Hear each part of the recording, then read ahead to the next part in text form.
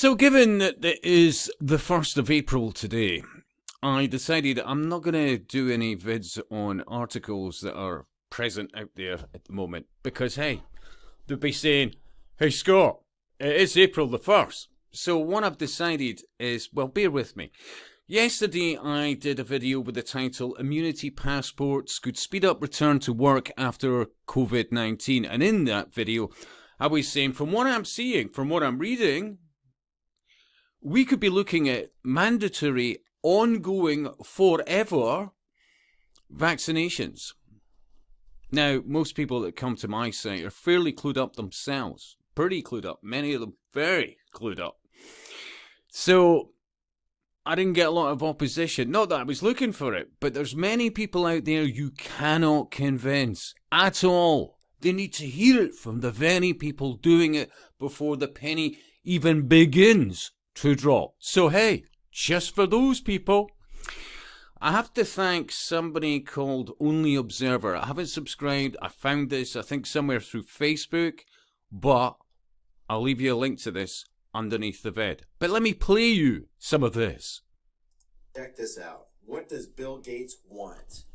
Eventually, what we'll have is certificates of who's a recovered person, who's a vaccinated person, because you don't want people moving around the world where you'll have some countries that won't have it under control. Sadly, you don't want to completely block off the ability for those. Think about it. Even the Muppets that are determined, even after this, I want my holiday in Torremolinos, etc., etc.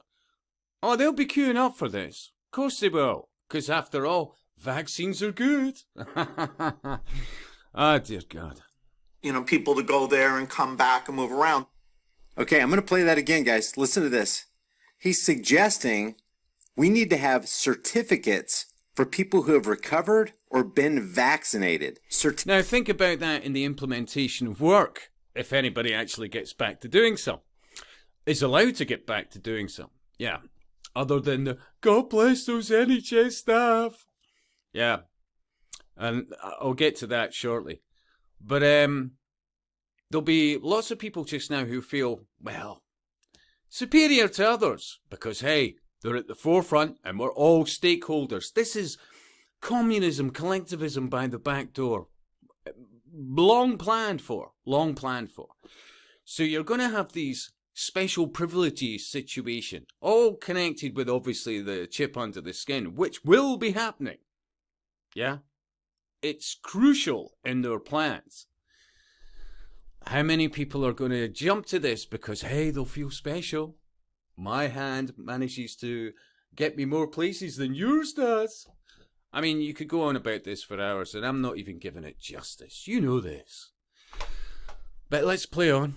Certificates, like papers, an ID saying... Your papers, please? Well, they won't need to ask, because it'll just be immediately scanned, and there'll just be some droid or something in the future, security-wise. Because see all those Satan's little helpers underneath who think they've got a job in the long term? Remember how many Masons who were like, hey, we're on the inside, we're clued up, How's that working out for you just now? Is your business suffering at the moment? Yeah? How on board are you? How many years have I said that? And others have said the same. Anyway. You've gotten the vaccination or you've recovered.